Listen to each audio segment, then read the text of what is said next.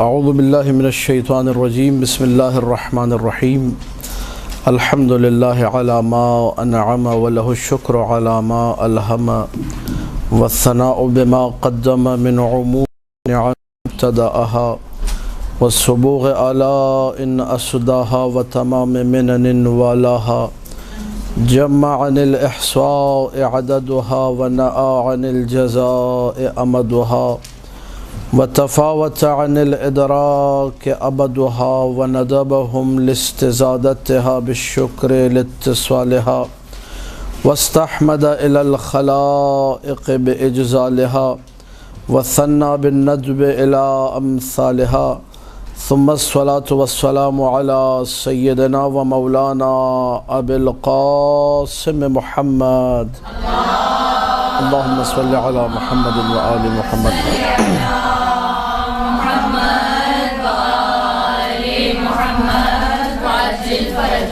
وآله الطيبين الطاهرين المعصومين المظلومين المنتجبين الأخيار ولعنة الله على أعدائهم الأشرار أما بعد فقال الله تبارك وتعالى في كتابه المبين بسم الله الرحمن الرحيم ويقول الذين كفروا لست مرسلا قل كفى بالله شهيدا بيني وبينكم ومن عنده علم الكتاب صلوات پڑھ دیجئے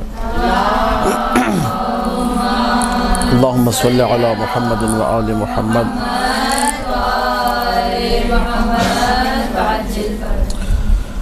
معجزات ائمہ سلام اللہ علیہم کے حوالے سے گفتگو تفصیلی جو ہے وہ گزر چکی ہے۔ بہرحال اب چونکہ ایام امام رضا سلام اللہ علیہ ہیں تو چاہا یہ ہے کہ مولا ہی کے حوالے سے کچھ گفتگو ہو اور وہ نصوص کچھ آپ کے سامنے ذکر کی جائیں جو آٹھویں مولا کی امامت پر دلالت کرتی ہیں، ان کی زندگی کا تھوڑا سا ایک خاکہ آپ کے سامنے پیش کیا جائے، اور اس کے بعد کچھ معجزات آٹھویں مولا کے ذکر کر کے تاکہ آپ لوگ انشاءاللہ اگر آگے بیان کرنا چاہیں، جو خواتین مجالس وغیرہ پڑھتی ہیں تو وہ بھی انشاءاللہ ان معجزات کو آگے بیان کریں۔ معجزات ائمہ کو مجلس کی رونق ہوتے ہیں یہ معجزات۔ ایک دفعہ بآواز بلند صلوات پڑھ دیجیے اللہم صلی علی محمد و آل محمد۔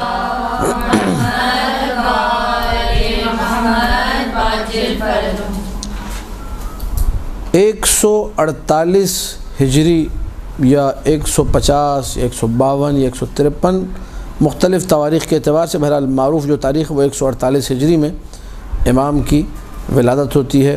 11 ذی القعدہ کو، ذی القعدہ کا مہینہ بھی ہم لوگ گزار رہے ہیں اور یہ مبارک ایام جو ہیں ہمارے سامنے ہیں۔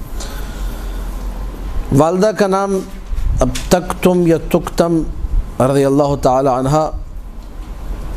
ورضوان اللہ تعالی علیہ، بعض روایات میں ہے کہ ان کا نام ام البنین تھا یا کنیت ام البنین تھی، اور تکتم جو ہے جب مولا امام موسیٰ کاظم نے ان کو خریدا تھا کیونکہ کنیز تھی یہ، اس سے پہلے ان کا نام تھا، بعد میں چینج کر کے مولا نے طاہرہ نام رکھ دیا تھا۔ تو بہرحال جب مولا جو ہے اس کنیز کو لینے کے لیے جاتے ہیں، واقعہ جو ہے کتب روایات میں موجود ہے، یہ خود اس میں چونکہ ہماری گفتگو یہ ذہن میں رکھی ہے چیزیں ذکر کرنے کا مقصد صرف یہ کہ امام کی معجزاتی شخصیت کو آپ کے سامنے رکھنا، ہمارا موضوع ہی یہی ہے۔ 2 نقطے والی تے سے، تے کاف ڈنڈی والی کاف، تے اور میم، تکتم۔ ہشام ابن احمد نقل کرتے ہیں کہ ایک دن ابو ابراہیم نے مجھے کہا، ابو ابراہیم ساتویں مولا کی کنیت ہے، سب سے زیادہ کنیتیں، سب سے زیادہ القاب ساتویں مولا کے ہیں کیونکہ سب سے گمبھیر زمانہ تھا، لوگ مختلف ناموں سے پکارتے ہیں تاکہ پکڑے نہ جائیں۔ ابو ابراہیم نے مجھ سے کہا صلوات اللہ علیہ کہ مصر سے ایک جو ہے بردہ فروش جو ہے آیا ہے، غلاموں اور کنیزوں کو بیچنے والا، فمض بنا الیہ، ہمیں اس کے پاس لے کر چلو۔ ہم گئے، اس نے اپنے جو غلاموں کا اور کنیزوں کا جو ایک کوٹا تھا ہمارے سامنے رکھا کہ بھئی یہ غلام ہیں، یہ کنیزیں ہیں۔ تو امام نے کسی پر بھی اظہار رضایت نہیں فرمایا، امام کو کوئی بھی ان میں سے پسند نہیں آیا۔ مولا نے کہا اس سے پوچھو کوئی اور کنیز ہے تمہارے پاس؟ اب یہ یہاں سے معجزے کو آپ لوگ ذہن میں رکھیے۔ فسألتہ، میں نے پوچھا، فقال لم يبق الا جاریۃ علیلہ، ایک کنیز ہے بیمار پڑی ہوئی ہے۔ مولا نے مجھے بھیجا تھا، میں نے جا کے پوچھا کوئی ہے؟ کہا کہ ایک بیمار کنیز ہے۔ بیمار کنیز ظاہر انسان جب خریدنے جاتا ہے کون بیمار کنیز خریدے گا؟ فترکناہ وانصرفنا، ہم نے اسے چھوڑا اور آگے بڑھ گئے۔ فقال علی، مولانا نے جب مجھ سے یہ سنا کہ اس نے جواب میں یہ کہا تھا کہ ایک بیمار کنیز ہے اور یہ چھوڑ کر آگے کہا عود الیہ، تم پلٹ کر جاؤ اسی کے پاس، وابتع تلک الجاریہ، اسی کنیز کو خرید کے لاؤ، اور جو رقم وہ معین کرے اسی میں لے لینا۔ پھر بتا بھی دیا کہ وہ رقم جو ہوں گے، جب 80 دینار کہے تو اس سے بارگیننگ کرنے کی ضرورت نہیں ہے کہ نہیں تھوڑے کم کر دو۔ 80 دینار مانگے، پورے 80 دینار دینا، بغیر کسی بارگیننگ کے، بغیر کچھ کم کرائے، اور کنیز کو لے کر آ جانا۔ راوی یہ کہتا ہے جس کو مولانا نے روانہ کیا تھا کہ میں نے کنیز کو خریدا، لے کر آیا۔ پھر کچھ چیزوں کو میں اب یا شارٹ کر رہا ہوں تفصیلی ہونے کی وجہ سے۔ بہرحال جو اصل جو چیز ہے ہمارے معجزات کے حوالے سے، اس میں نمبر 1 چیز اس نے سامنے جو پیش کی تھی، ایک کنیز چھپا کے رکھی تھی، مولا کو اس کا علم تھا، یہ معجزات میں سے علم ہونا نمبر 1۔ اس کے بعد مولا کا یہ کہنا کہ جا کر اس سے کہو کہ اس کنیز کو بیچے، اور جو قیمت وہ بیان کرے اسی قیمت میں خریدنا، اور وہ تم سے 80 دینار کہے گا، اس سے زیادہ نہیں کہے گا، 80 دینار میں خرید لینا۔ یہ خود ایک معجزہ ہے کہ بعین ہی وہی قیمت جو اس نے ذکر کی مولانا نے پہلے ہی جو ہے راوی کو بتا دی۔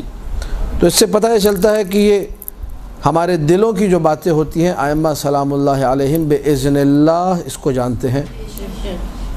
اور راوی کہتا ہے جیسا جیسا مولانا نے کہا تھا بالکل ویسا ویسا ہوا۔ کنیز کو لے کر آئے تو اس نے چلتے وقت جس بندے نے بیچا تھا، جو بردہ فروش تھا، اس نے یہ کہا کہ ہم نے جب اس کنیز کو لیا تو ہمیں کنیز جس نے یہ دی تھی، اس نے کہا کہ جس شخص کے پاس یہ کنیز جائے گی اور جا کر اس کے پاس جب رہے گی تو روئے زمین کا جو سب سے بہترین غلام ہوگا، غلام اب تعبیر عربی کی تعبیر ہے لیکن اردو میں ہم لوگ کہہ سکتے ہیں لڑکا، روئے زمین کا سب سے بہترین بچہ یا بہترین لڑکا جو ہے اس کنیز کے بطن سے روئے زمین پر آئے گا، جو مشرق اور مغرب سب کا آقا اور سردار ہوگا۔ اور جب مولا لے کر آئے، ساتھ میں مولا اس کنیز، اس کا نام تکتم تھا، تو کچھ عرصے بعد یہ کنیز حاملہ ہوتی ہیں اور والدہ بنتی ہیں امام علی ابن موسیٰ رضا علیہ السلام کی۔ اللہم صلی علی محمد و آل محمد۔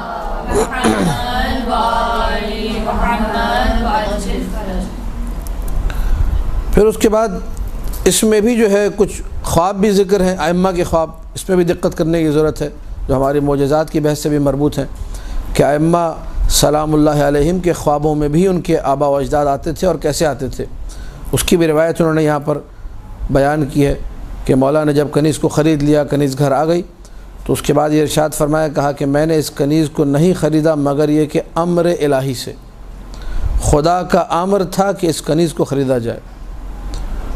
مولا آپ کو کیسے امر الہی ہو گیا؟ کیا آپ کسی وحی کا ادعا کر رہے، وحی کا سلسلہ تو رسول کے بعد منقطع ہو گیا؟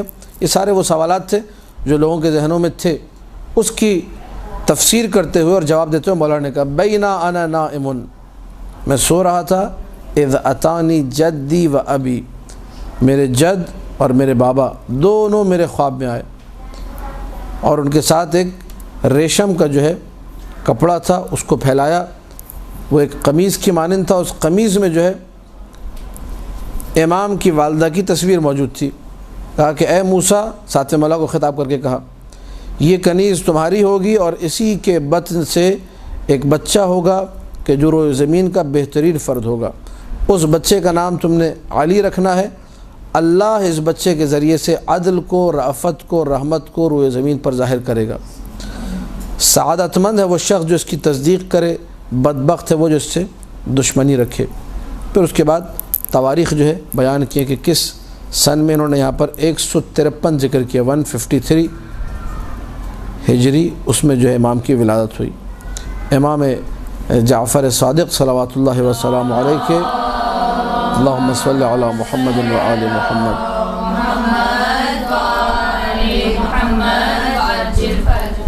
ان کی شہادت کے 5 سال بعد پورے، یعنی چھٹے مولا کی شہادت کے پورے 5 سال بعد 8ویں مولا کی ولادت ہوتی ہے۔ اور ولادت کیسے ہوتی ہے؟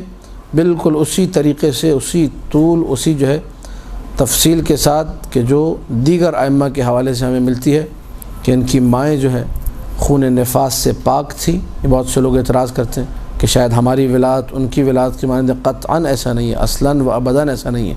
معصومین کی تمام مائیں پہلے امام سے لے کر آخری امام تک، ہر امام کی ماں خون نفاس سے مکمل طور پہ پاک ہے۔ وہ تمام کی تمام گندگیاں اور غلاظتیں جو ہماری ولادت میں ہوتی ہیں، نعوذ باللہ من ذالک، اگر کوئی تصور بھی کرے ائمہ کی ولادت کے حوالے سے تو اس نے توہین کی، اس کو استغفار پڑھنا چاہیے، خدا کے ساتھ بارگاہ میں توبہ کرنی چاہیے۔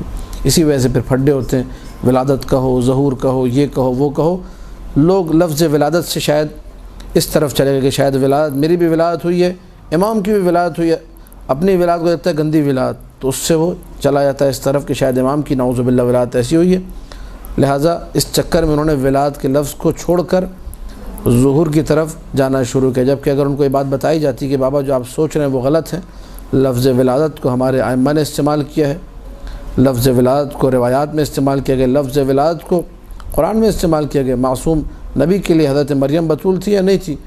حضرت مریم بھی حیض و نفاس سے پاک تھی یقیناً روایات کے مطابق، لیکن حضرت مریم کے جب ولادت ہوتی ہے، حضرت عیسیٰ سلام اللہ علیہ والسلام علیہ یوم ولدت و یوم اموت و یوم ابعث حیا، سورہ مریم میں تو کیا کہا؟ سلام ہو اس دن پر جس دن میری ولادت ہوئی۔ قرآن لفظ ولادت کو استعمال کر رہے ہیں۔ مولود کعبہ کی تعبیر زیارتوں میں موجود ہے، مفاتیح الجنان میں موجود ہے، اور کئی مقامات پر لفظ ولادت، مولود، یولدو، یلدو، تلدو، تلدین، ساری تعبیریں موجود ہیں۔ لہٰذا لفظ ولادت میں کوئی اشکال نہیں ہے۔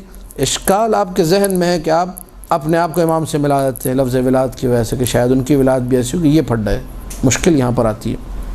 اسی لیے انہوں نے جملہ لکھا وَكَانَتْ وِلَادَتُهُ عَلَى صِفَةِ وِلَادَتِ آبَائِهِ صلوات اللہ علیہم۔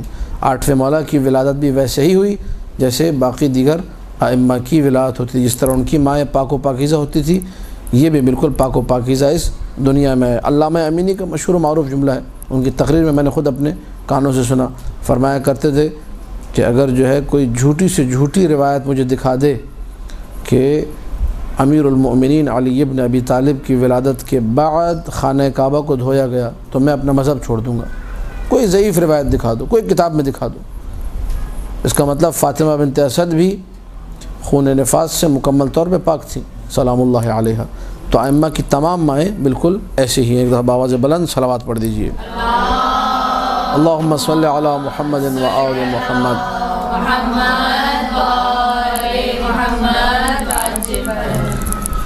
7ویں مولا کی زندگی آپ لوگوں کے سامنے کہ کس سختی کے عالم میں زندگی بسر کی ہے۔ لا یزال ینقل من سجن الی سجن، مسلسل کئی سال مولا کو ایک زندان سے دوسرے زندان شفٹ کیا جاتا رہا، منتقل کیا جاتا رہا، اور ایسے میں گھر والوں کا کیا عالم تھا رو رو کر، بیٹیوں کا کیا عالم تھا رو رو کر، وہ ساری کی ساری چیزیں آپ لوگ مصائب میں سنتے ہیں۔ بہرحال چونکہ ہماری گفتگو معجزات کے حوالے سے تو چند جملے یہاں پر اسی حوالے سے کہ 8ویں مولا کا دستور یہ تھا کہ جب آخری ایام تھے، آخری 3-4 سال، اس میں امام رضا علیہ السلام گھر کے دروازے کے قریب اپنا بستر لگایا کرتے تھے، جس کو روایات میں دہلیز سے تعبیر کیا گیا ہے کہ مسلسل گھر والوں کو بھی ایک ڈھارس رہے کہ بستر دروازے پہ لگا ہے، شاید اپنے بابا کے منتظر ہیں۔ مسلسل 3 سے 4 سال یہ بستر مولا کا دروازے پر لگا رہا ہے، اور راوی کہتا ہے کہ ہم مولا کا بستر بچھایا کرتے تھے۔ ایک شب جو ہے ہم لوگ بستر بچھانے گئے لیکن دیکھا مولا موجود نہیں ہیں، اور صبح کے وقت آئے، جب آئے تو احمد سے کہا، جو امام کی جو ہے جو زوجہ تھی، ان سے آ کر کہا کہ آپ کے جو چیزیں سپرد کی ہیں میرے بابا نے وہ ساری مجھے دیجیے، بس یہ سننا تھا۔ انہوں نے گریہ شروع کیا۔ یہاں بھی بہت سارے معجزات ہیں ایک کے بعد ایک، جن کی تفصیل ہمیں نہیں ملتی، لیکن ایک خلاصہ ہمارے سامنے موجود ہے۔ مدینہ کہاں اور بغداد کہاں؟ کافی فاصلہ ہے مدینہ اور بغداد میں، لیکن امام جو ہے جس رات کو غائب ہوتے ہیں مدینہ میں دروازے سے گھر کے، اور بستر بچھا رہتا ہے، مولا اس پہ نہیں موجود ہوتے، بعد میں جب واپس آتے بتاتے ہیں کہ اب بابا اس دنیا میں نہ رہے، لیکن سب کو کہتے ہیں کہ اس امر کو چھپا کے رکھا جائے، کسی کو بتایا نہ جائے جب تک مدینہ کے والی کو خبر نہ مل جائے۔ مدینہ کے گورنر کو جب خبر ملے گی اس کے بعد ہم لوگ اپنا سوگ منائیں گے۔ یہ بھی ایک مصیبت بھی تھی کہ باپ کی شہادت کا علم ہونے کے باوجود ماتم نہیں کر سکتے تھے، گریے کی صدا کو بلند نہیں کر سکتے تھے حکم امام کے تحت۔ اس کے بعد انسان جب ان سارے کے سارے معجزات میں غور کرتا ہے، سمجھ میں آتا ہے کہ یہ ہستیاں جو ہیں ہماری سمجھ میں آنے والی نہیں ہیں۔ فضائل کے اعتبار سے دیکھیں تو سمجھ میں نہیں آتی، مصائب کے اعتبار سے دیکھیں تو بھی سمجھ میں نہیں آتی۔ جب مولا رضا علیہ السلام جا رہے ہیں طوس بلایا جاتا ہے، جب اس وقت بھی جو ہے پھر معجزاتی خبریں، معجزاتی باتیں بتا کر جاتے ہیں، تمام گھر والوں کو جمع کرتے بٹھاتے ہیں، کہتے ہیں میری زندگی میں مجھ پہ گریہ کر لو، اب میں لوٹ کر واپس آنے والا نہیں ہوں۔ ہر ایک کو اپنے اوپر گریہ کرنے کو کہتے ہیں، اس کے بعد خداحافظ کہتے ہیں، یعنی پہلے سے خبر دے دی کہ اب میں نے واپس لوٹ کر نہیں آنا ہے۔ اس دوران جب مدینہ میں تھے، طی الارض کر کے بصرہ جانا، ان لوگوں کو خبر دینا کہ ساتھ سے مولا کی شہادت کیسے ہوئی ہے تاکہ وہ لوگ امامت میں شک نہ کریں، فریضہ تبلیغ کو ادا کرنا، تبلیغ کا سلسلہ بھی ہے، بیان احکام کا سلسلہ بھی ہے، اسی دوران معجزات کا ایک طویل و عریض سلسلہ ہے۔ تو ان تمام معجزات کو دیکھنے کے بعد انسان کہے کہ بھئی یہ والی حدیث ضعیف، وہ والی ضعیف، تیسری ضعیف، چوتھی ضعیف، نہیں، تواتر اجمالی سے ان معجزات کی صحت ہمارے سامنے آ جاتی ہے کہ ہمارے ائمہ سلام اللہ علیہم مسلسل جب ایک کے بعد ایک یہ معجزات دکھا رہے ہیں۔ اس کے بعد یہ کہ انسان کو پھر معجزات میں شک نہیں کرنا چاہیے۔ ایک اور جو ہے معجزہ جو کہ فضیلت کی بھی روایت ہے، معجزے کی بھی روایت ہے، علی ابن حمزہ ابی حمزہ بطائنی جو کہ فرقہ واقفیہ سے تھا، 7ویں مولا کی شہادت کے بعد اس بدبخت نے اپنا گروہ بنا لیا، کہا کہ 7ویں جو مولا تھے یہی امام مہدی تھے اور یہ ان کی شہادت نہیں ہوئی، پردہ غیبت میں چلے گئے، یہی لوٹ کر واپس آئیں گے۔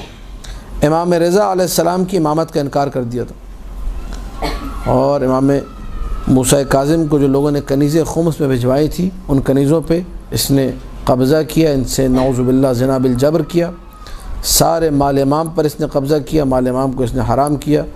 اور 8ویں مولا نے فرمایا کہ جب یہ مرے گا تو تا قیام قیامت اس کی قبر میں آگ بھری رہے گی۔ بدبخت آدمی تھا، امام کی امامت کا منکر تھا۔ تو یہ علی ابن ابی حمزہ بطائنی، زیاد قندی، ابن ابی سعید عطری، یہ 3 لوگ جو ہے امام رضا کے پاس پہنچے اور کہنے لگے کہ انت الامام، آپ امام ہیں۔ اب ظاہر ان کا لہجہ درست نہیں تھا، بدتمیز لوگ، امام کی امامت کے منکر لوگ۔ امام نے جواب دیا نعم، ہاں میں ہی امام ہوں۔ تو انہوں نے کہا کہ آپ ہارون الرشید سے ڈرتے نہیں؟ ما تخاف ما قد وعدک بہ ہارون الرشید وما شہر نفسہ احد من آبائک بما شہرتہ بہ انت۔ آپ کے آبا و اجداد نے کسی نے اپنے آپ کو اس طریقے سے مشہور نہیں کیا کہ ہم امام چھپ چھپا کے رہتے تھے، آپ کیوں اپنے آپ کو امام کے طور پہ پریزنٹ کر رہے ہیں؟ تو امام نے جواب میں یہ جملہ کہا، بڑا عجیب جملہ ہے اور بہت پیارا جملہ، کہا کہ ایک دن ابو جہل نے آ کے نبی سے کہا تھا کہ انت نبی، تم نبی ہو؟ اللہ کے رسول نے کہا نعم میں نبی ہوں۔ کہا مجھ سے ڈرتے نہیں، میں ابو جہل ہوں۔ کہا کہ اگر تم یأتینی منک سوء، اگر تم کچھ میرا بگاڑ سکے تو میں نبی نہیں ہوں۔ یہ جملہ مولا نے کوٹ کیا رسول اللہ کا کہ ابو جہل نے آ کر پوچھا تھا کہ آپ نبی ہیں؟ کہا کہ ہاں میں نبی ہوں۔ کہا مجھ سے نہیں ڈرتے؟ کہا اگر تم کچھ بگاڑ سکو تو پھر میں نبی نہیں ہوں۔ کہا آج میں اسی نبی کا بیٹا علی ابن موسیٰ رضا تم سے کہہ رہا ہوں کہ ہارون اگر کچھ میرا بگاڑ سکے تو پھر میں بھی امام نہیں ہوں۔ یہ معجزاتی خبر ہے جو 8ویں مولا نے دی، اور ہارون جو ہے امام کے حوالے سے کچھ نہیں کر سکا، یہاں تک کہ لوگ شکایتیں لے کر گئے ہارون رشید کے پاس کہ یہ موسیٰ کاظم کا بیٹا ہے اور وہ امامت کا سلسلہ اس کا مدعی ہے اور لوگوں کو آپ کے خلاف بھڑکائے گا، شکایتیں لگانا، ساری کی ساری باتیں کرنا۔ تو اس وقت ہارون رشید نے جو ہے کہا کہ تم کیا چاہتے ہو کہ میں سارے سادات کو قتل کر دوں؟ میں یہ کام نہیں کر سکتا، بس ایک ہم نے موسیٰ کاظم کو قتل کر دیا، ہمارے لیے بس اتنا ہی کافی ہے۔ امام رضا کی طرف اس نے میلی آنکھ سے دیکھنا بھی تمام تر شکایتوں کے باوجود پسند نہیں کیا۔ مولا پہلے ہی فرما چکے تھے وہ قطعاً ایسی حرکت نہیں کرے گا۔ بآواز بلند صلوات پڑھ دیجئے۔ اللہم صلی علی محمد و آل محمد۔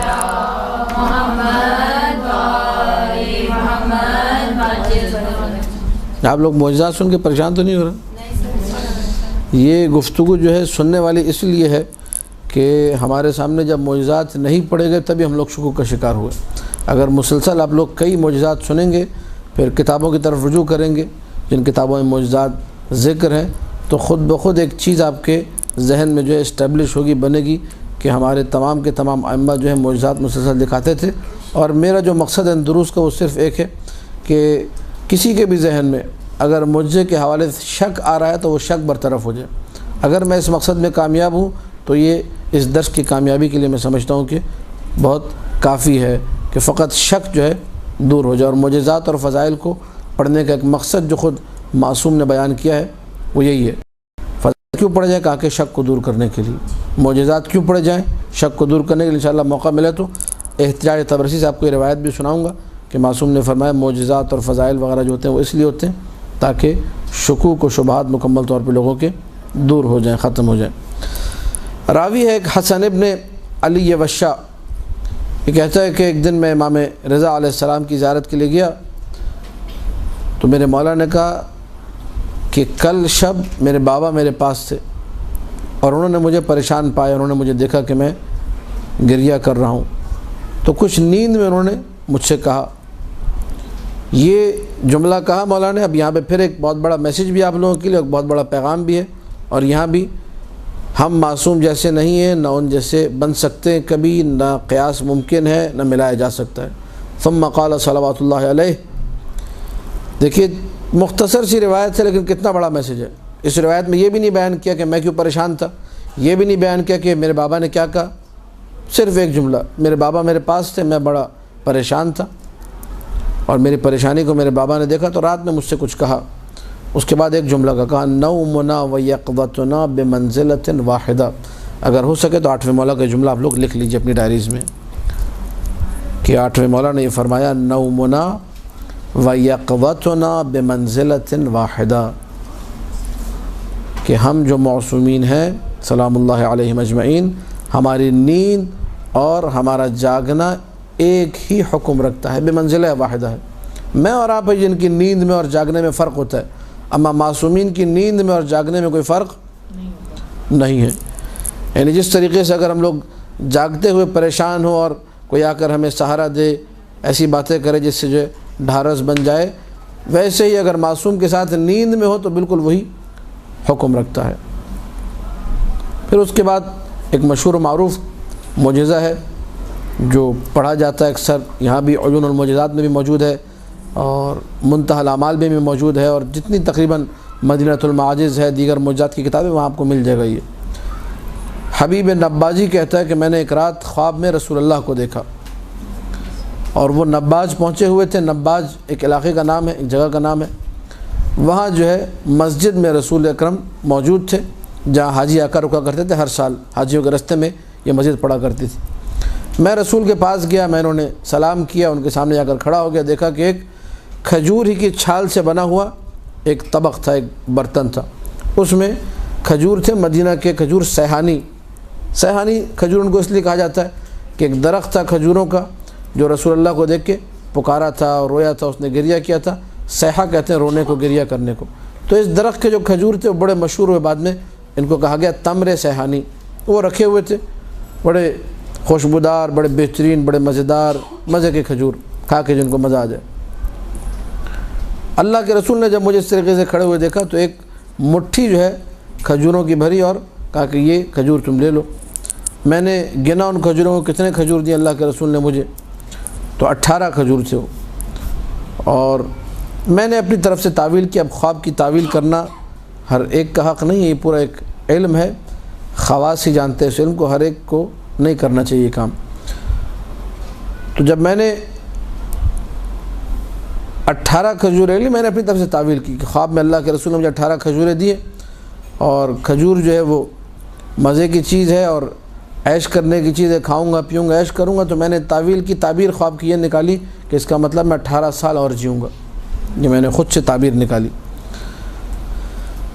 پھر کہتا ہے کہ 20 دن جب گزر گئے تو میں اسی جگہ پہنچا جو میں نے خواب میں دیکھی تھی۔ لوگوں نے بتایا کہ بھئی مدینہ سے امام رضا علیہ السلام تشریف لائے ہوئے، اور اسی مسجد میں، نباج کی اس مسجد میں جہاں سے حاجی گزرا کرتے تھے، وہاں 8ویں مولا رکے ہوئے ہیں، اور لوگ دوڑ دوڑ کر جوق در جوق مولا سے ملنے جا رہے ہیں، زیارت کرنے جا رہے ہیں۔ میں بھی بھاگتا ہوا گیا۔ میں تو مجھے یاد آیا کہ خواب میں جس جگہ پر اللہ کے رسول بیٹھے تھے بعین ہی اسی جگہ پر 8ویں مولا تشریف فرما ہے۔ وہ چٹائی مجھے یاد آئی فوراً مولا کو دیکھنے کے بعد کہ جس چٹائی پر امام رضا بیٹھے ہیں تو وہی چٹائی جس پر خواب میں نے رسول اللہ کو بیٹھے ہوئے دیکھا تھا۔ تعجب کی بات یہ کہ جو کھجوروں کا طبق، جو کھجوروں کے ایک برتن جو تھا، کھجوری کی چھال سے بنا ہوا جو ایک برتن تھا کھجور کے درخت کی، وہی برتن وہی طبق آقا کے سامنے رکھا ہوا ہے، اور کھجور بھی وہی تمر سیحانی جنہیں کہا جاتا ہے اس میں موجود ہے۔ میں نے آگے بڑھ کے سلام کیا، میرے سلام کا 8ویں مولا نے جواب دیا اور مجھے اپنے قریب بلا لیا۔ قریب بلانے کے بعد اس برتن میں اپنا ہاتھ ڈالا، ایک مٹھی بھر کے مجھے دے دیے، کہا کہ میں نے گننا شروع کیا، جب گنا تو پورے 18 کھجور۔ تو میں نے کہا زدنی منہ یا ابن رسول اللہ، کچھ اور دے دیجئے، تھوڑے سے بڑھا دیجئے۔ فقال صلوات اللہ علیہ لو زاد رسول اللہ لزدناک، اگر میرے جد رسول نے زیادہ دیے ہوتے تو میں بھی دے دیتا۔ جب رسول نے نہیں دیے، اب آپ دیکھیے یہ سارا کا سارا ماجرا کہاں ہوا ہے؟ خواب میں ہوا ہے۔ ایک شخص نے اپنے گھر میں خواب دیکھا ہے، وہ سارا کا سارا خواب، اس خواب میں کیا ہوا ہے 8ویں مولا کو پتہ ہے۔ 8ویں مولا نے اسی خواب کا صرف اشارہ کہ اگر میرے جد رسول اللہ نے تمہیں زیادہ دیے ہوتے تو ہم بھی۔ یہ ایک واقعہ نہیں ایسا کہ آپ کہیں کہ بھئی ایک واقعہ، ایسے آپ کو سینکڑوں واقعات ملیں گے۔ اور پھر یہ جملہ دہراؤں کہ جو ہم تک پہنچا ہے وہ کم، جو معجزات ہم تک نقل ہوئے وہ کم ہیں۔ نہ جانے کتنے معجزات ایسے ہیں جو کتابوں کی زینت نہیں بنے، جو ہم تک نہیں پہنچے۔ لہذا تواتر اجمالی کے ساتھ اس قسم کے معجزات جو ہے ہمارے پاس موجود ہیں۔ ان معجزات میں شک کرنا جو ہے اپنے دین میں شک کرنے کے مترادف ہے۔ ایک دفعہ پھر سے صلوات پڑھ دیجیے۔ اللہم صلی علی محمد و آل محمد۔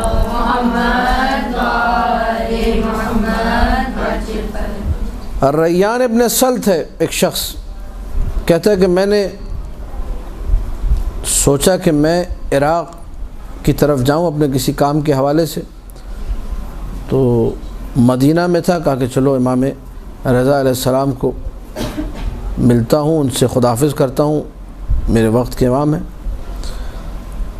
جاتے ہوئے یہ سوچ رہا تھا وقت کے امام ہیں، ان سے کہوں گا کہ اپنا ایک لباس مجھے دے دیں تاکہ اگر مرا گیا تو یہی میرا کفن بنے گا، اور کچھ درہم دے دیں، مجھے اپنی بچیوں کے لیے انگوٹھیاں بنوانی ہیں، تو ان درہموں سے میں اپنی بچیوں کے لیے انگوٹھیاں بنواؤں گا۔ یہ ایک امام کے عاشق کی، امام کے چاہنے والے کی خواہش ہے، اور یہ آج کے دور میں بھی ہوتا ہی ہے کہ انسان زیارت پہ جاتا ہے 10 باتیں سوچ کر کہ مثلا وہاں جا کے مولا سے یہ مانگوں گا، وہاں جا کے یہ مانگوں گا، کربلا میں یہ دعا مانگوں گا، وہ مانگوں گا۔ وہاں کربلا پہنچ کے انسان سب بھول جاتا ہے، اس قدر گریہ کرتا ہے، وہاں پہنچ کے اتنے آنسو بہاتا ہے، صلی اللہ علیہ یا ابا عبداللہ کہتا ہے، رونا شروع کر دیتا، اس کو پھر کچھ یاد نہیں رہتا اس کو کہ میں کیا مانگنے آیا تھا، یہاں کیا لینے آیا تھا۔ اس کے ساتھ بھی کچھ ایسا ہی سلسلہ ہوا، کہنے لگا جب مولا کو دیکھا بے اختیار آنکھوں میں آنسو آ گئے، الوداع کہا تو بے اختیار آنکھوں میں آنسو، اور آنسو اور غم کی جو کیفیت تھی کہ اپنے مولا کو چھوڑ کر جا رہا ہوں، تو میں بالکل بھول گیا کہ میرے ذہن میں یہ بھی تھا کہ میں نے ایک لباس مانگنا ہے کفن کے لیے، میرے ذہن میں یہ بھی تھا کہ اپنی بچیوں کے لیے میں نے کچھ درہم مانگنے ہیں جن سے میں انگوٹھیاں بناؤں گا۔ خدا حافظ کر کے میں چل دیا، جدا ہو گیا مولا سے۔ جب تھوڑا سا آگے بڑھا تو پکار کر کہا یا ریان ارجع، ریان واپس آ جاؤ۔ مولا کا حکم تھا، واپس لوٹا میں، جی۔ کہا کہ اما تحب ان ادفع الیک قمیصا، کیا تمہیں اچھا نہیں لگے گا کہ اپنی ایک قمیص میں تمہیں دے دوں، جب تمہاری موت آئے تو یہ تمہارے لیے کفن بنے۔ پھر اس کے بعد کہا اما تحب ان ادفع الیک دراہم تسوغ منها لبناتک خواتیم، تمہیں ایک میں کچھ درہم ایسے دے دوں جن کی وجہ سے تم جن درہموں کے ذریعے سے، دراہم کے ذریعے سے اپنی بچیوں کے لیے انگوٹھیاں بنا سکو۔ حیران و پریشان ہے ریان کہ میں نے تو کچھ کہا ہی نہیں۔ فقلت یا سیدی قد کان فی نفسی ان اسألک ذلک، مولا میرے ذہن میں تھا کہ آپ سے مانگوں یہ ساری کی ساری چیزیں، لیکن آپ کو دیکھ کر ساری چیزیں بھول گیا۔ آپ کے جو فراق کا غم ہے کہ آپ کو چھوڑ کر جا رہا ہوں میں عراق کی طرف، سب کچھ میں بھول گیا۔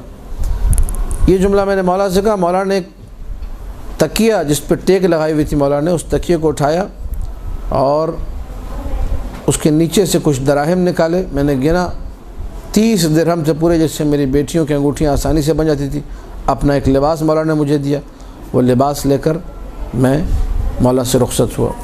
اب یہ پھر وہی والی بات کہ اس شخص نے ذکر نہیں کیا، مولا کو رخصت کر کے ودا کر کے جا رہا تھا، امام نے اس کو بلایا اور بعینہ ہی جتنی ضرورت تھی اتنے درہم بھی دیے اور لباس بھی عطا کیا، بن مانگے اس کو عطا کیا۔ اور ایسے معجزات ہمیں اس قدر ملتے ہیں کہ یہ باقاعدہ ایک موضوع ہے کہ انسان سوال نہ کرے، سوال کیے بغیر اسے اہل بیت علیہم السلام عطا کر دیتے ہیں۔ ہر امام کا تقریباً واقعہ ہے۔ علی ابن یقطین کا میں نے ادھر ہی ذکر کیا تھا کہ اپنے گھر میں بیٹھ کر سوچ رہے تھے ابھی مولا کو لکھوں اور ایک سوال لکھ کے بھیجوں کہ اس کا جواب کیا ہے۔ ابھی گھر میں ایک پرچے پہ سوال لکھا، ابھی بھیجا نہیں ہے، ابھی ادھر سوال مکمل ہوا نہیں تھا کہ کسی نے دق الباب کیا، کون ہے بھائی؟ کہا کہ یہ موسیٰ کاظم نے آپ کے لیے جواب بھیجوایا، آپ نے جو سوال ابھی لکھا ہے اس گھر میں اس کا جواب آ گیا ہے۔ تو اس قسم کے بہت سارے واقعات ہیں۔ اس کا مطلب یہ ہے کہ ان کی کائنات پر نگاہ ہے، یہ دیکھ رہے ہیں کہ میں اور آپ کیا کر رہے ہیں۔ ان ساری کی ساری باتوں کو کرنے کا ایک اہم مقصد ان معجزات کے اندر جو مجھے نظر آتا ہے، آپ کو بھی نظر آنا چاہیے، کہ ایک شخص گھر سے چلا کچھ سوچ کے، امام کے پاس پہنچا، بھول گیا، امام نے اس کی خواہش پوری کر دی۔ ایک شخص ہے جو گھر میں کچھ لکھ رہا ہے کہ مولا مجھے جواب دیں گے، اس نے لکھ کر بھیجا نہیں ہے، اس کو جواب مل جاتا ہے۔ ایک شخص ہے جو خواب میں کچھ دیکھ رہا ہے، مولا اس کو خواب کو بتا دیتے ہیں۔ ان تمام واقعات سے آپ لوگ کیا درک کرتے ہیں؟ تھوڑا سا معجزات کو سننے کے بعد انسان اس کو انالائز کرے، اس میں غور و خوض کرے، اس کو ایک ڈیپلی بالکل گہرائی میں جا کر سوچے اس معجزے کے حوالے سے میرے لیے کیا میسیج۔ ہماری ایک مشکل یہ بھی ہے کہ ہم لوگ صرف جو ہے تبلیغی نکات اور جو ایسے میسیج جن کے اندر جو ہے ڈرایا جا رہا ہوتا ہے، کسی کو سنایا جا رہا ہوتا ہے، بس سمجھتے بس یہی تبلیغ ہے۔ نہیں، اس کے اندر بھی تبلیغ، بلکہ سب سے بڑی تبلیغ ان معجزات کے اندر ہمارے لیے موجود ہے اگر ہم لوگ غور کریں۔ ایک میسیج، بہت سارے میسیجز اس میں بیان ہو سکتے ہیں، لیکن ایک میسیج جو ہے وہ یہ کہ جب یہ سارے کے سارے ائمہ اپنے دور میں موجود لوگوں کے احوال پر اتنے نگاہ رکھتے تھے کہ خواب میں ایک شخص گھر میں کچھ دیکھ رہا ہے، اس پہ نگاہ ہے، سوچا اس پہ نگاہ ہے، پریشانی اس پہ نگاہ ہے، بیماری اس پہ نگاہ ہے، مشکلات اس پہ نگاہ ہے۔ میرا اور آپ کا کیا عقیدہ ہے امام زمانہ کے حوالے سے، اس میں سوچنے کی ضرورت ہے کہ کیا ہم لوگوں نے کبھی توسل کیا امام زمانہ صلوات اللہ وسلام علیہ سے جو وقت کے امام ہیں؟ اللہم صلی علی محمد و آل محمد، اللہم صلی علی محمد و آل محمد۔ ہم لوگ کتنا اپنی مشکلات میں اپنے وقت کے امام کو پکارتے ہیں، کتنا ہم لوگ جو ہے یہ سوچتے ہیں کہ گھر میں اگر میں کچھ غلط سوچ رہا ہوں یا سوچ رہی ہوں یا کوئی غلط حرکت کر رہا ہوں یا کر رہی ہوں یا کسی غلط سمت اگر میں جا رہا ہوں یا جا رہی ہوں، امام زمانہ کی نگاہیں موجود ہیں۔ انسان یہ نہ سوچے کہ ایک لمحے کے لیے کوئی میرے سر پر موجود نہیں ہے، میں بلا وارث نہیں، ہمارا وارث وقت کا امام جو ہے ہمارے سروں پہ موجود ہے۔ ان معجزات کو ذکر کرنے کا ایک اہم ترین مقصد یہ ہے کہ میں اور آپ متوجہ رہیں کہ ہمارے کسی عمل سے معصومین سلام اللہ علیہم غافل نہیں ہیں۔ قل اعملوا، قرآن کی آیت ہے، قل اعملوا، اے رسول ان سے کہہ دیجئے کہ تم لوگ عمل کرو، فسیر اللہ عملکم، اللہ تمہارے عمل کو دیکھے گا، ورسولہ، اور رسول دیکھے گا، والمؤمنون، اور مؤمنین تمہارے اعمال کا نظارہ کریں گے۔ روایت میں چھٹے مولا نے فرمایا کہ مؤمنین ہم ہیں، تمام شیعوں کے اعمال ہمارے سامنے پیش کیا جاتے ہیں، یعنی ائمہ سلام اللہ علیہم کے سامنے۔ پھر روایت میں یہ بھی بیان ہوا پیر کے دن، بدھ کے دن، جمعرات کے دن، جمعے کے دن، شب جمعہ، یہ خاص وہ اوقات ہیں کہ جن میں ہمارے اعمال جو ہے وقت کے امام کے سامنے پیش ہوتے ہیں کہ مولا آپ کے شیعوں نے اس ہفتے میں یہ اعمال انجام دیے۔ اب انسان صرف اگر اس چیز کو ذہن میں رکھے، بہت بڑی، جیسے میں سمجھتا ہوں کہ انسان کی کامیابی کی ایک راہ متعین ہو جائے گی اگر وہ صرف اس بات کو ذہن میں رکھے کہ میرے اعمال جو ہے امام زمانہ کی نگاہ میں، اور اس پیر کو، اس بدھ کو، اس منگل کو، اس جمعرات کو یہ اعمال پیش ہوں گے مولا کی بارگاہ میں، اگر غلط کروں گا تو میں شرمندہ ہوں گا، اور اگر نہیں شرمندگی کا احساس نہیں ہے تو پھر ہمیں اپنے ایمان میں شک کرنا چاہیے کہ ہم مومن بھی ہیں یا مومن نہیں ہیں۔ ایک دفعہ بآواز بلند صلوات پڑھ دیجیے۔ اللہم صلی علی محمد و آل محمد۔ اب یہاں ظاہر ہے کہ ایک معجزات کا جیسے کہا جائے ایک انبار ہے، اس کتاب میں بھی تفصیل کے ساتھ کئی صفحے پر معجزات جو ہے موجود ہیں۔ آپ لوگوں کے سامنے چند معجزات میں نے ذکر کیے، ابتدائے امامت سے لے کر بلکہ اس سے پہلے اور آخری وقت تک، حتیٰ کہ امام کی شہادت ہو گئی اس کے بعد تک امام کے معجزات جاری و ساری ہیں، یہاں تک کہ آج بھی امام رضا علیہ السلام کے حرم سے مسلسل جو ہے معجزات ظاہر ہو رہے ہیں۔ کائنات جو ہے ان کی بارگاہ میں جاتی ہے، اپنی تمام مشکلات کو حل کروا کے آتی ہے۔ ایک معجزہ ذکر کر کے اپنی گفتگو کو تمام کروں گا، پھر آپ لوگوں کے اگر کوئی سوالات ہوئے تو ان کو سنیں گے انشاءاللہ۔ اور اس معجزے کو ذکر کرنے کا بھی ایک مقصد ہے، پھر اسی سوال کی طرف ناظر ہونا، اس سوال کا جواب دینا کہ لوگ کیا کرتے ہیں، لوگ کیا کرتے ہیں، آپ اس کو مد نظر نہ رکھیے۔ آپ یہ دیکھیے کہ آپ کا عقیدہ کیا ہے، آپ کس عقیدے سے معجزے کو سن رہے ہیں، کس معنویت کے ساتھ سن رہے ہیں، اہل بیت پر آپ کا اعتقاد کیا ہے۔ بیچ میں ممکن ہے کچھ چیزیں ایسی ہوں جو کہ قابل ہضم نہ ہوں، ممکن ہے کچھ چیزیں ایسی ہوں کہ جو کہ آپ کو سمجھ میں نہ آئے، مجھے سمجھ میں نہ آئے، بہت ساری چیزیں ہو سکتی ہیں، لیکن جب آپ ایک اچھے عقیدے کے ساتھ، ایک اچھے بلیف کے ساتھ، ایک اچھے فیتھ کے ساتھ آگے بڑھیں گی تو آپ دیکھیں گی کہ ہمارا جو عقیدہ ہے معجزات ائمہ سلام اللہ علیہم پر، یہ وہ عقیدہ ہے کہ جس میں کسی بھی قسم کا شک جو ہے وہ قابل قبول نہیں ہے۔ ایک شخص ہے وہ کہتا ہے کہ میں زیارت پہ چلا، 8ویں مولا کی زیارت پہ، خدا ہم سب کو یہ زیارت نصیب کرے۔ تو اس زمانے کی بات ہے کہ جب لوگ جایا کرتے تھے زیارت پہ اور پیدل جایا کرتے تھے یا گدھوں پہ، گھوڑوں پہ، خچروں پہ، اونٹوں پہ جایا کرتے تھے۔ اس وقت آج کل کی طرح بائی روڈ کا سفر مثلا بسز وغیرہ ہیں آج کل، یا ہوائی جہاز آ گیا ہے، ٹرینیں آ گئی ہیں، وہ ساری چیزیں اس وقت موجود نہیں تھی۔ تو ایک زیارت کے لیے مثلا اگر انسان کو کرنی ہے تو کئی مہینے سفر کر کے پہنچتے تھے۔ تو نہ جانے کہاں سے چلا، پھر رستہ اس کا ایسا تھا کہ گھومتا پھرتا ہوا یہ شیراز پہنچا۔ شیراز میں ایک کاروان سرا میں وہاں رکا یہ، اور وہاں جب لوگوں کو پتہ چلا شیراز کے کہ یہ قافلہ جو ہے مشہد رضا سلام اللہ علیہ جا رہا ہے زیارت کے لیے، تو وہاں ایک نابینا شخص آیا۔ اس نے آ کر مجھ سے کہا زائر سے کہ تم لوگ زیارت کے لیے جا رہے ہو، میں نابینا ہوں، وہاں سے امام رضا کی قبر کی تھوڑی سی مٹی لے آنا، میں اپنی آنکھوں سے لگاؤں گا اور مجھے شفا مل جائے گی۔ اب یہ شخص جو کہ اپنی آنکھوں کی نابینائی کو، ایک عیب کو دور کرنے جا رہا ہے، کس سے؟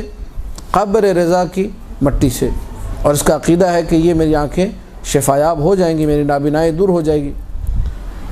وصیت کی، بار بار تاکید کی، بھول نہ جانا، امام رضا کی قبر کی مٹی میری مشکل حل کر سکتی ہے، میرے پاس اور کوئی علاج نہیں ہے، چاروں طرف سے مجھے لا علاج قرار دیا چکا، وغیرہ وغیرہ۔ چلے گئے جی مشہد، وہاں پہنچے، کاروان کو لوٹ لیا گیا۔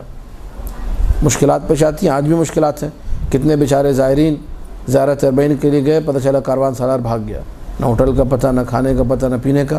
ایسے لوگ بھی زیارت کر کے ہیں۔ وادی السلام میں ہزاروں کی تعداد میں افراد ایران سے آئے تھے زیارت کے لیے، بم دھماکہ، وہ سارے کے سارے شہید ہو گئے۔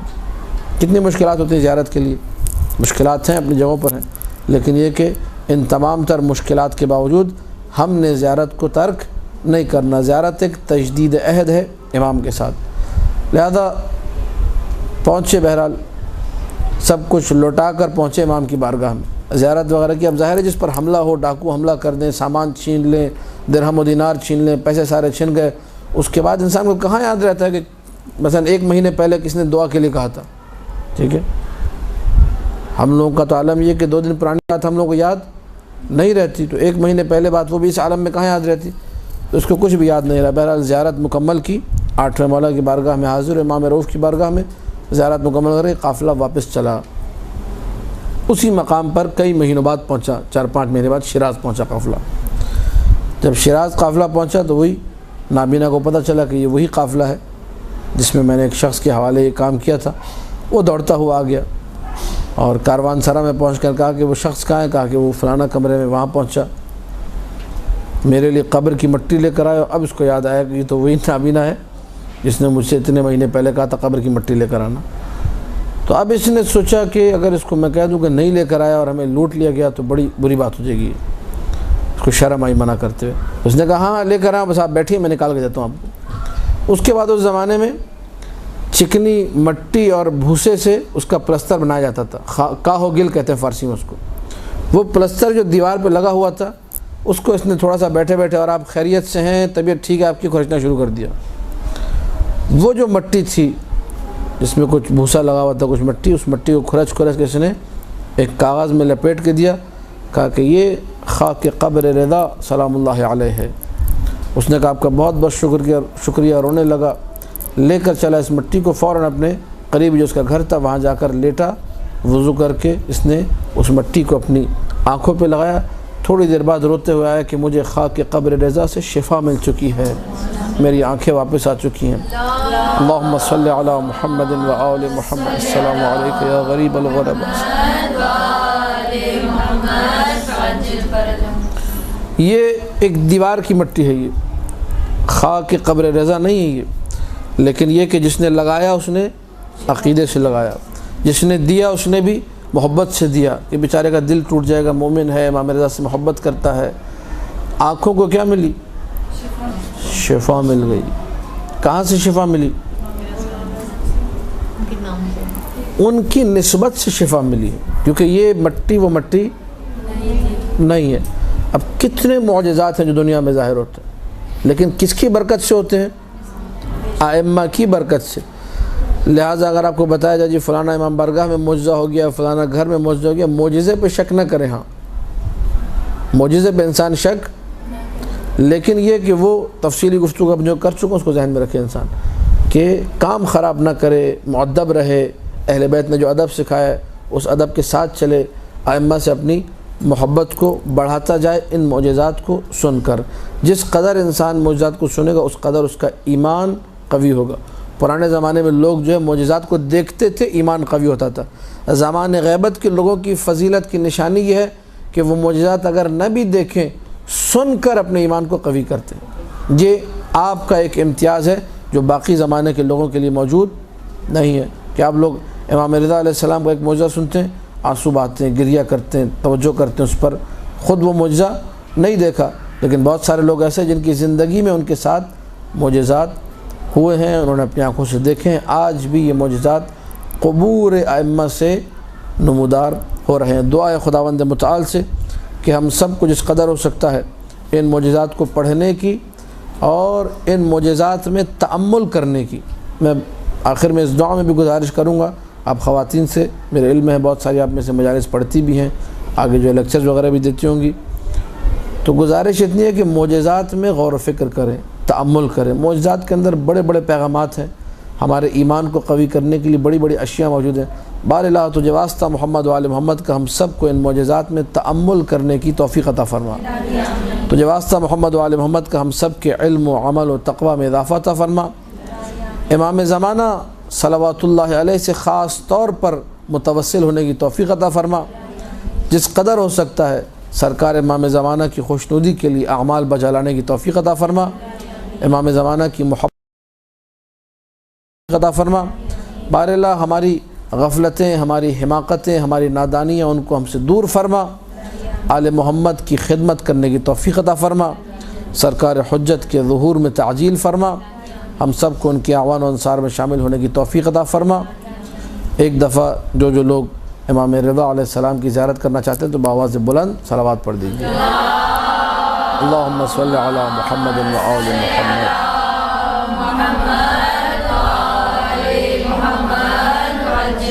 برحمتك يا أرحم الراحمين وصلى الله على محمد وآله